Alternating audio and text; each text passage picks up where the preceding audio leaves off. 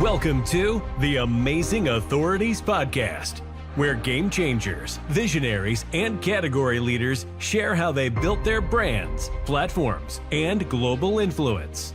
Your host is Mitch Carson, international speaker, media strategist, and creator of the Instant Authority System. If you're ready to learn from those who've done it and want to become the go-to expert in your space, you're in the right place. Phil, you're a kindred spirit, not because I'm a baseball fan and you're a baseball fan. We can mention that, but you are a man who has more chickens than I do. I'm minimized this. I'm outside of my home country. I'm in the US right now, but I live in Asia, but I always travel with my chicken. This is my travel chicken. It's a small chicken. I hand these out at events. And I've never met anybody, and I've been on the platform for 41 years, who's got multiple colored chickens and uses these. How do you use them effectively in what you do as a keynote speaker, international keynote speaker? Well, I talk about achieving your big, bold, brilliant ideas and what holds us back. And what holds us back is those, a lot of times it's the fear, negativity, self-doubt, imposter syndrome, call it what you will, that are inside of us saying you're not good enough, you're not whatever enough.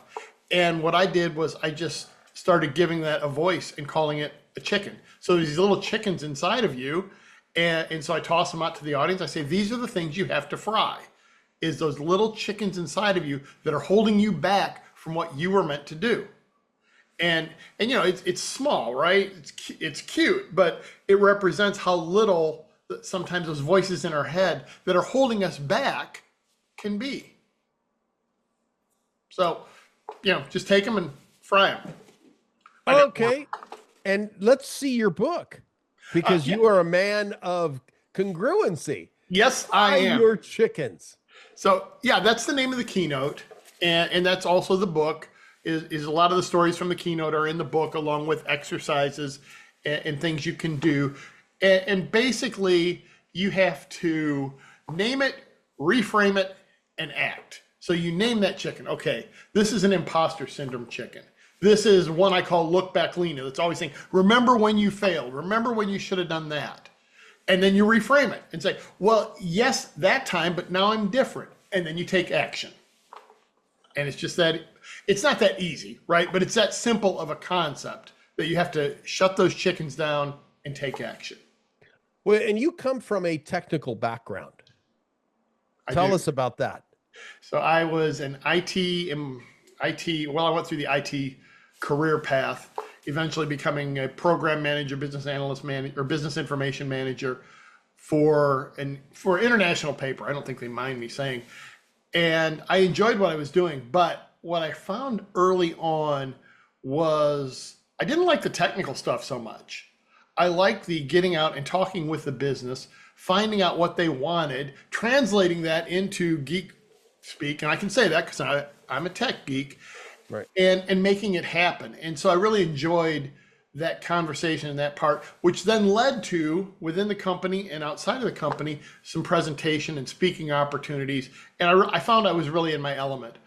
So I started speaking, 2011, I started doing some speaking, and then started doing paid events a few years later.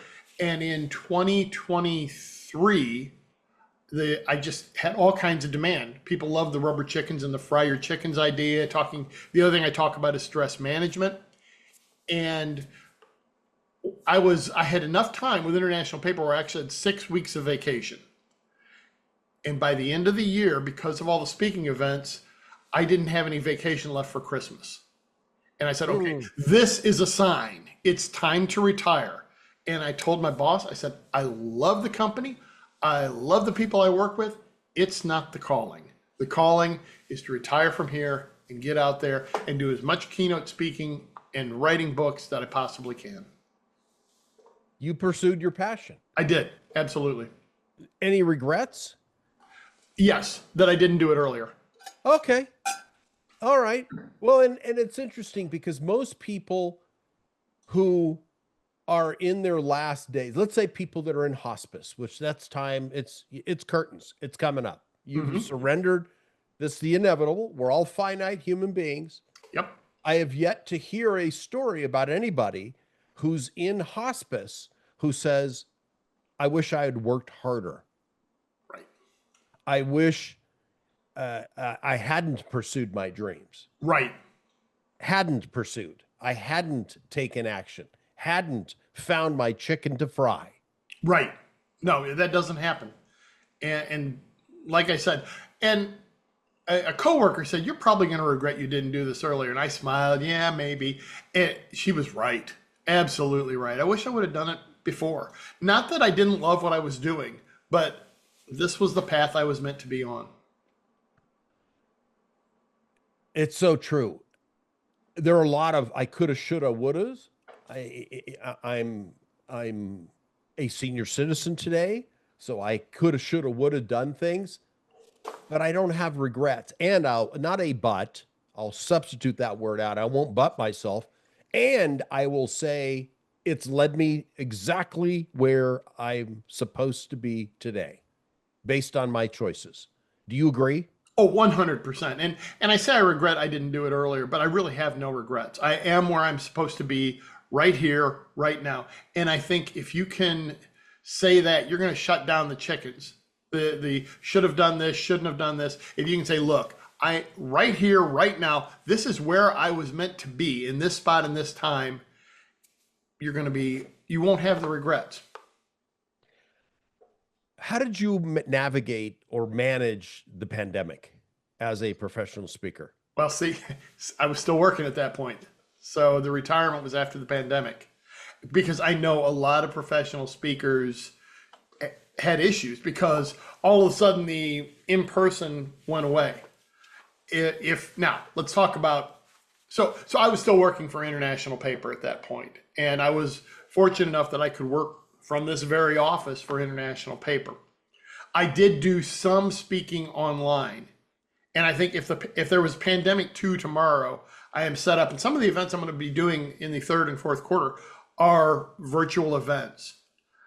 And, when virtual first came out, I'm saying, well, I'm out there throwing rubber chickens, and I'm not sure about this whole virtual thing. You can make it work. It's just, if I'm doing a virtual event, it's just like you and I are having a conversation, only there's, 300 of you, but it's structured as a one-on-one conversation, not I'm going to go all around the audience and that sort of thing. Yeah, it's an interview on the stage. Right. We're sitting, interviewing each other, essentially, because an interview is two ways. It's a two-way communication. Yep. And that's what it is. I shared the stage with Sir Richard Branson some years ago. I don't know, it was probably 12 years ago in London. He is not a keynote speaker. He's paid a fee to come and communicate with an audience. He, however, requires a person to interview him. A host interviews him. He sits, crosses his legs, and has a conversation. Mm-hmm. Does he field questions from the audience? Possibly. They're already prearranged, and the interviewer asks him these questions. So it's no different than what a podcast is, but that's what happens in his environment. He does not keynote speak.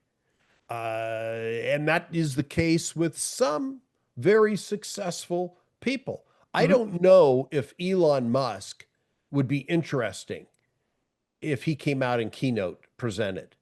He's better being interviewed because he turns the table so effectively on the interviewers. Like Dave Lemon or Don Lemon has interviewed him, and he gets his butt whooped by Elon all the time because he asks some stupid things about the forcing of the pronouns, and Elon says, "I'm not changing my vocabulary for someone's feelings. This is incorrect vocabulary, and I don't need to change my English knowledge to accommodate the feelings of people that I don't acknowledge or relate to." And I, wow. Yeah. It's nice to be in that position as the wealthiest person in the free world. I'll say there are probably some Saudi princes that have money that we just don't even know about. Well, but probably. yeah. And other people, but that's interesting. What do people take away from your keynote presentations, Phil? They take away that the idea that you have a big, bold, brilliant idea and you were meant to achieve it. Okay. And there are little chickens that are inside your head, fears, negativity, self-doubt, you name it. They're trying to hold you back, but there is only one chicken that you really need to be afraid of. And I call him the red rooster of regret. So, oh, I love it. This rooster has been overseas several times. He's always in my checked luggage. And I have, just in case something ever goes wrong, I do have a picture of me holding him up that can be put up if necessary. But what he does is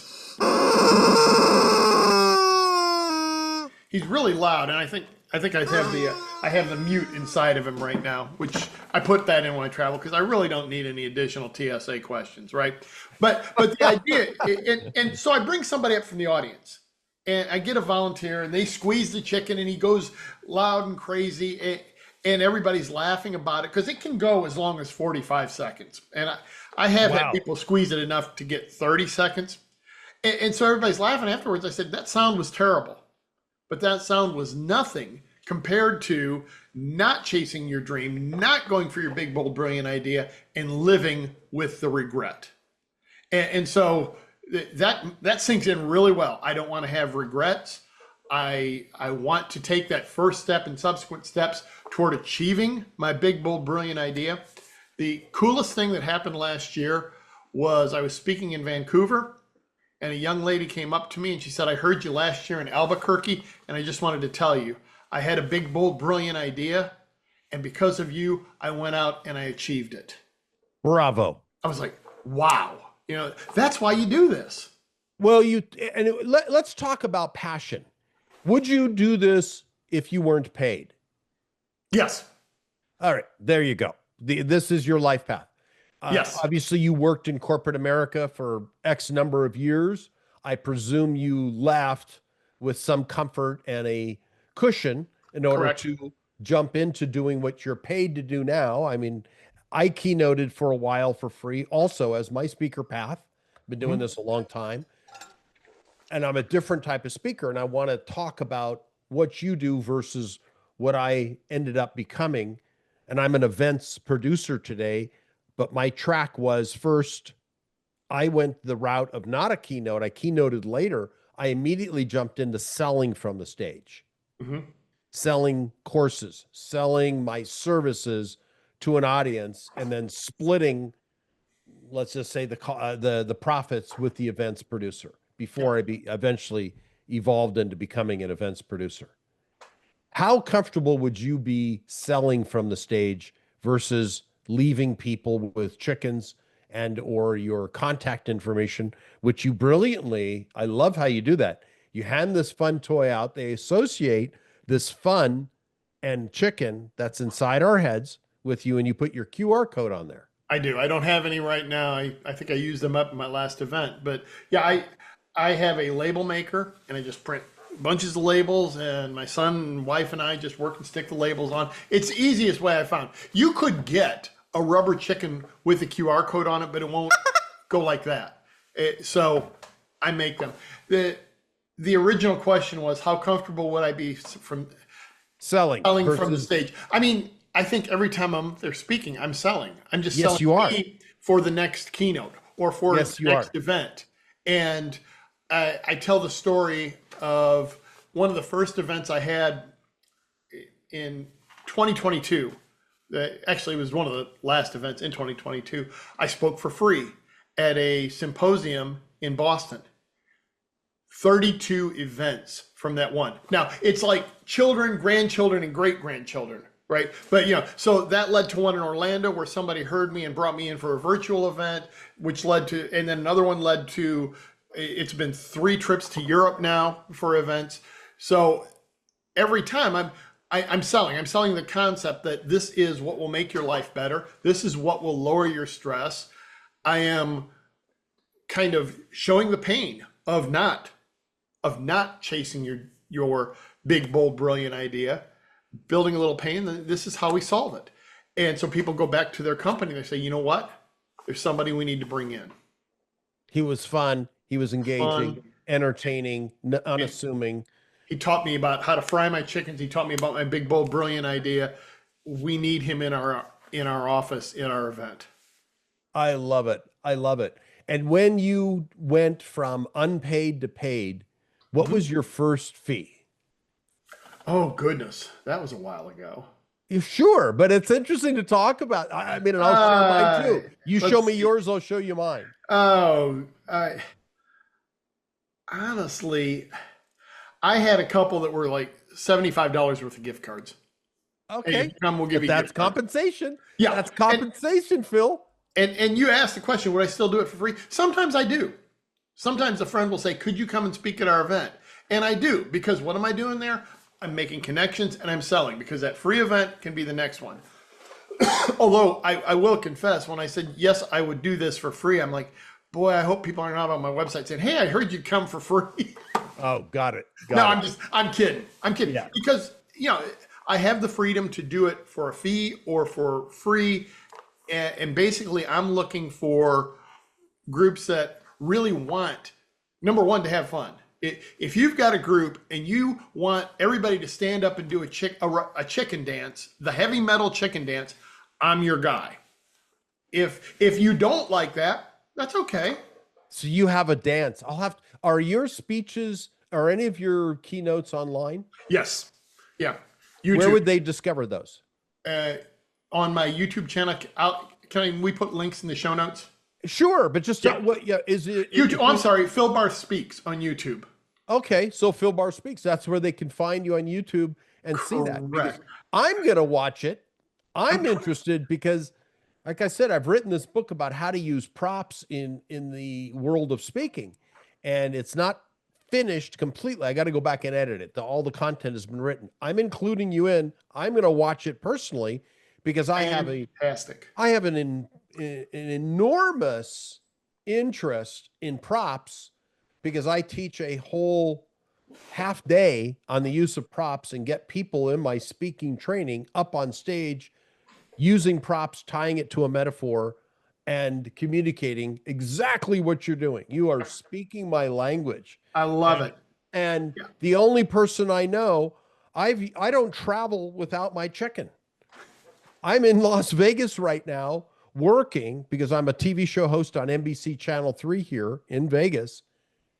And I use this. It's my travel chicken. I have a big one, but this goes in my carry-on. It never leaves my side in case I get lonely. I'm gonna have to get your address afterwards and send you one I'm gonna send you a glow in the dark one, and I'm gonna put my QR code on it. So I will give you my address. You need a souvenir chicken. I do, and I need to include you in my book and talk. I'm just about this. This is fantastic because I've never met a kindred spirit using the chicken so effectively, and I've used it, and you'll appreciate this. I was getting people on a TV show in Manila. Mm-hmm. I also live in Asia, and I'm back and forth to the US. And I had a group of Singaporean people. And this fellow was able to speak, except when we went to TV. He froze. His voice went like this. He couldn't talk. Oh, no. His mouth was dry, everything. And I said to this person, and it's on my YouTube channel, this particular interview, I said, now it's time. I pulled out my chicken. I said, if you cannot talk after squeezing my chicken, I have failed you. But do you trust me? I said, this is my chicken. It's a special chicken. You're going to squeeze him right now. And he gave it a squeeze. There was the beginning of a smile.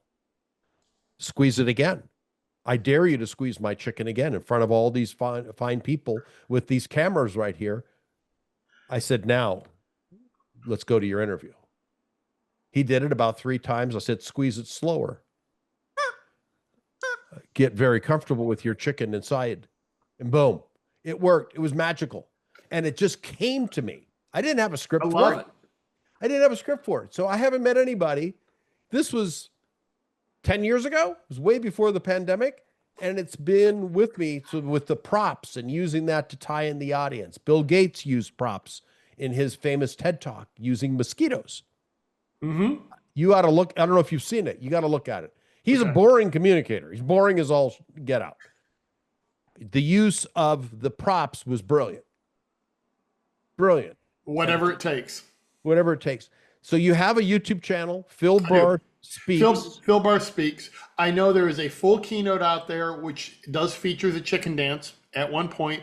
I also know that there are shorts of chicken dances at different spots, and you want to check out at least one of the chicken dances. And I'm not going to ruin the surprise. I will just say that it's a lot of fun. And you know the chicken dance. And it's the heavy metal chicken dance because my oldest son composed a heavy metal version of the chicken dance, which is what plays while we're doing the chicken dance. I love it. I am going to watch this at Phil Barth Speaks and on the YouTube channel. And if they're to get in touch with you, it's right here in the interview, philbarth.com. If they want to book you as a keynote presenter in the United States, that's great. You're now going to be in my short Rolodex of people that I can recommend. I love it. Yeah. And I have friends who are producers. Just got off an event. Well, it was in Thailand, a little far, but it just got off of an event. This would have gone over well. The topic was AI. And oh my gosh, what about an interrupter? What a perfect interrupter is to have someone to take them through the chicken dance and using this as a bit of fun. Yeah. Yeah, absolutely. So what clients are most suitable for you, Phil? I have spoken at conferences. I have the IT background, so I tend to do a lot of business in business analyst conferences and project management conferences. I have done various company events. So had a really fun one last year. It was this group's Christmas party, and they wanted to bring somebody in to talk about frying their chickens. And we had a great time, and we did the chicken dance, and we had a blast. So anybody, you want to hone in on who your ideal customer is. Well, I want to lower stress. I want people to laugh, and I want people to achieve their big, bold, brilliant idea. That's a pretty wide open space, but the ideal client is somebody who would love to play with rubber chickens, do the chicken dance, and just have one hell of a good time. Phil, you've been a great guest today. I'm going to refer people to you. I want you in my book. So we'll talk a little bit about that offline. You've been a fantastic guest, and I will have you back again where we're going to exchange chickens to enlighten and get people engaged. Awesome. Phil Barth, ladies and gentlemen, thank you so much. Thanks for tuning in to the Amazing Authorities Podcast. If today's episode inspired you, take a moment to subscribe, rate, and leave a review. It helps more experts like you rise to the top. For behind-the-scenes access and free resources to boost your authority, head to mitchcarson.com. Until next time, stay amazing.